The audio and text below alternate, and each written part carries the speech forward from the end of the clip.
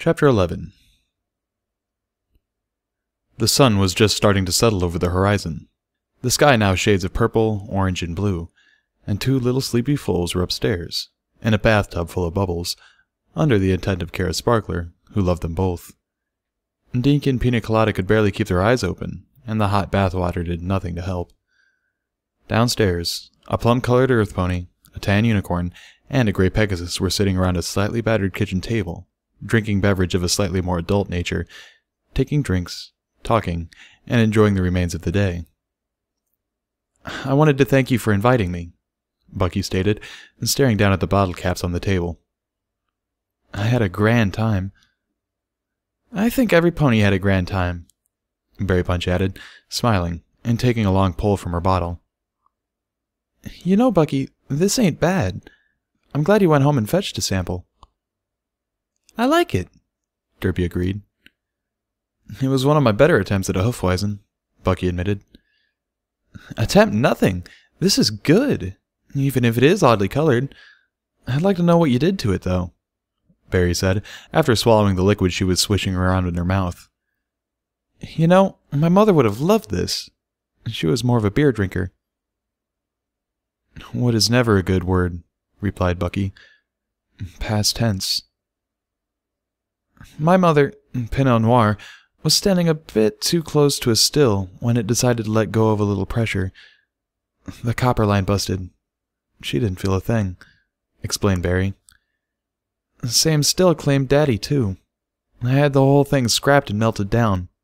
Upgraded to slightly more modern equipment with the life insurance money. I feel a lot safer." Grunted Bucky.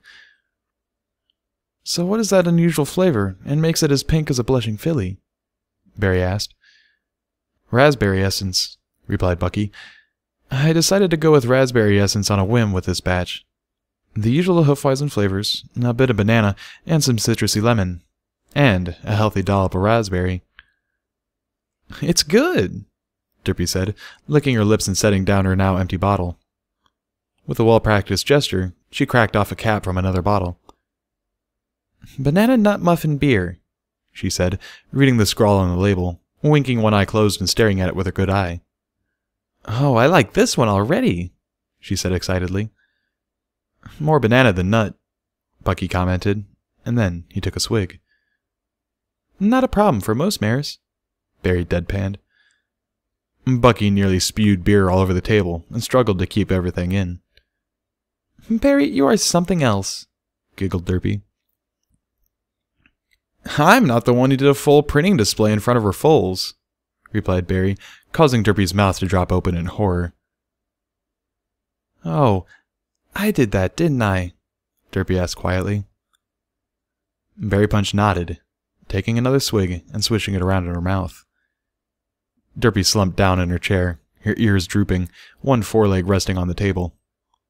The gray mare took a deep breath, held it in for a few moments, and then blew it out with a loud raspberry noise as her lips flapped together. "Don't worry, Derpy, you're still a good mother," Berry Punch said in soothing tones. "And Bucky didn't even notice it," Derpy said sadly, taking a long pull from her bottle when she was done speaking. "But I sure did," Barry said, raising an eyebrow. "I wouldn't mind seeing it," Bucky said in a hushed voice. "So, how about us? What are we going to do about us?" Derpy asked, blushing slightly. "We become drinking buddies, and do whatever comes unnaturally," replied Barry, her smile wide and rather lewd. "And you and I need to talk about a little partnership," she added, looking at Bucky. "Friends?" asked Bucky, looking at the two mares. "Yeah," replied Derpy. Yep," agreed Barry. "Seriously though, Bucky, you and I really do need to talk about becoming partners.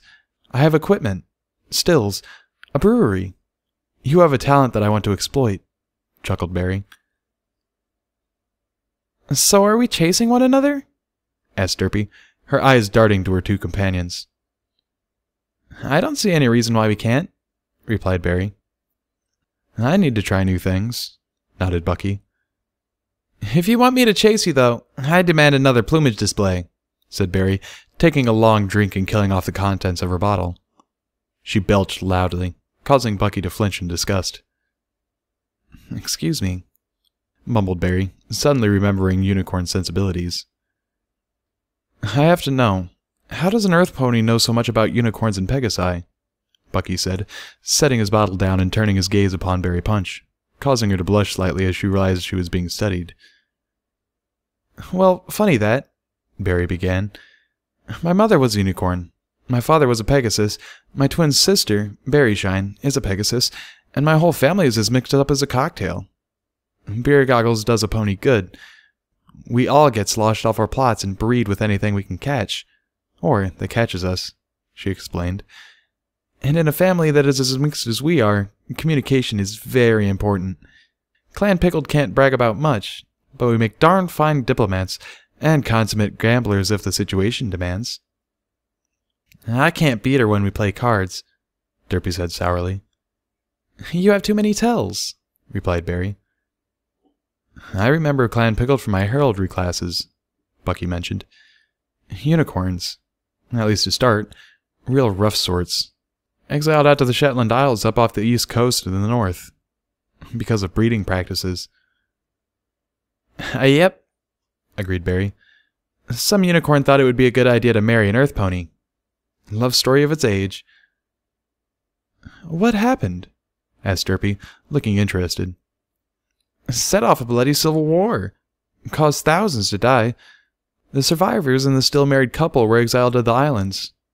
All we had were peat bogs. We used those to make booze, exclaimed Barry. You know, Barry, we can't be friends, Bucky deadpanned. Why not? Replied Barry, looking concerned. I am a scion of the Platinum lineage, replied Bucky casually, staring at Barry. Barry blanched and her ears drooped. She began to look very worried. Gotcha, Bucky said, raising his bottle in salute, smiling, and trying to look friendly again, briefly feeling bad for making Barry worry. I don't understand, said Derpy, looking worried.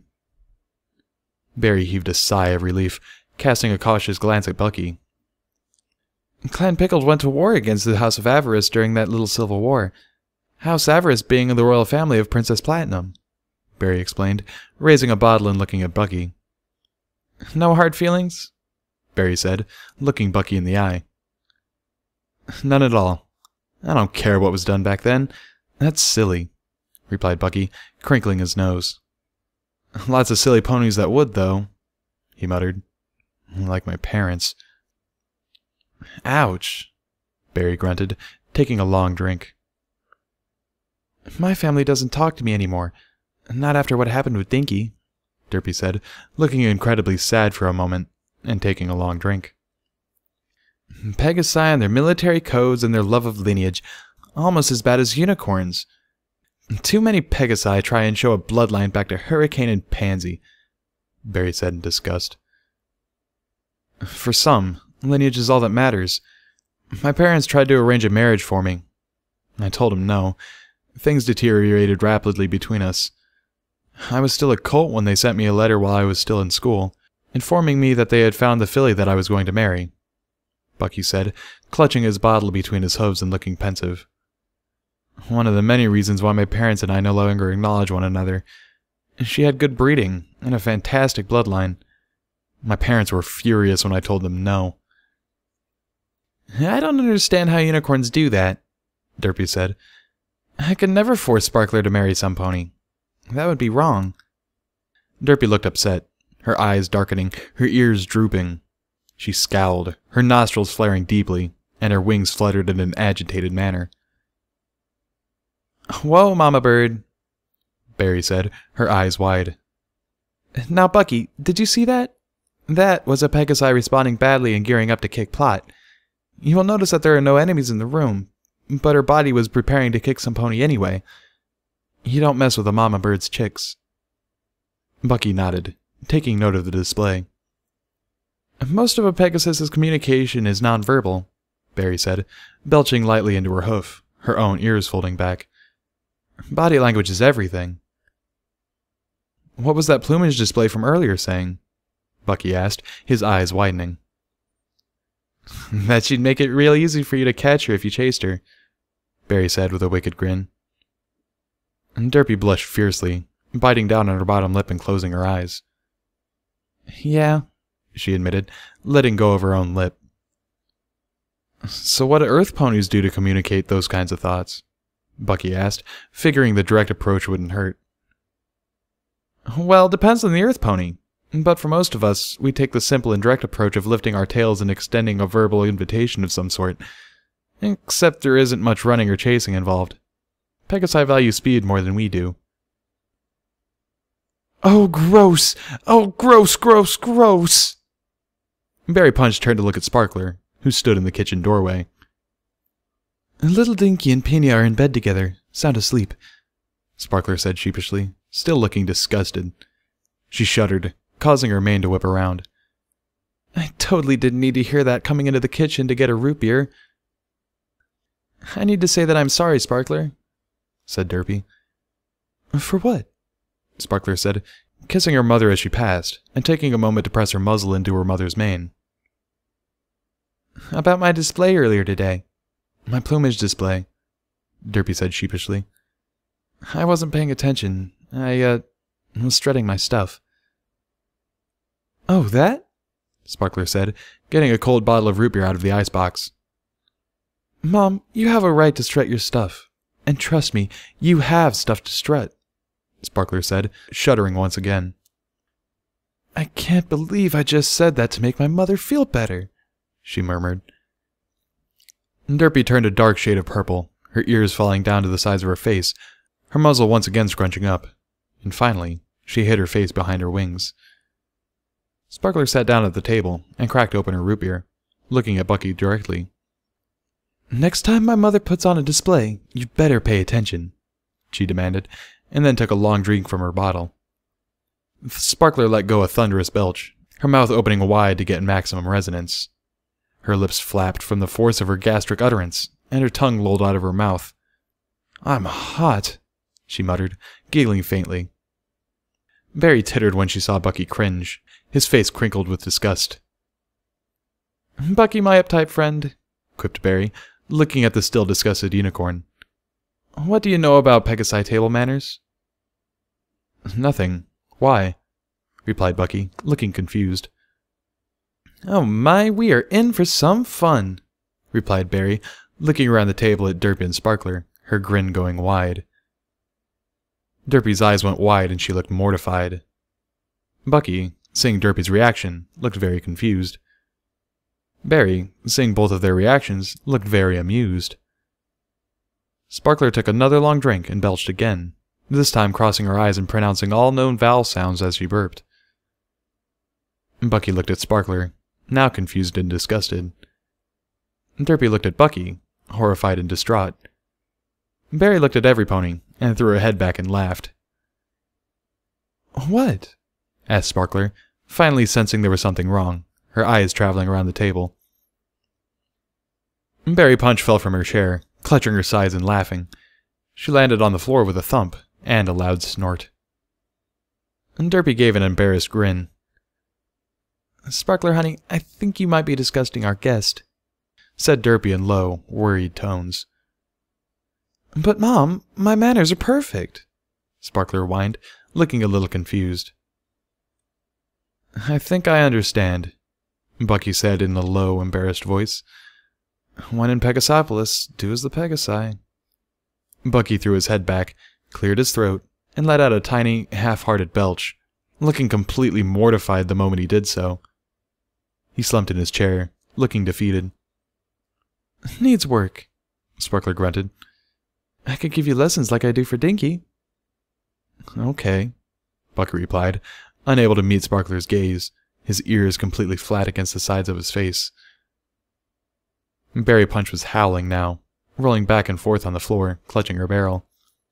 Bucky, you are so very sweet, I don't know what to do with you, said Derpy, rubbing her hooves together nervously. So, said Sparkler, looking around the room. When are you kids going on your first date? I can look after Dinky and Pina, Those little brutes aren't too much trouble. Barry suddenly fell silent and went still. Derpy froze, unmoving, also silent, and Bucky seemed to check out. What a bunch of fools, replied Sparkler, throwing back her head and belching again, causing the bottle caps on the table to rattle and clatter.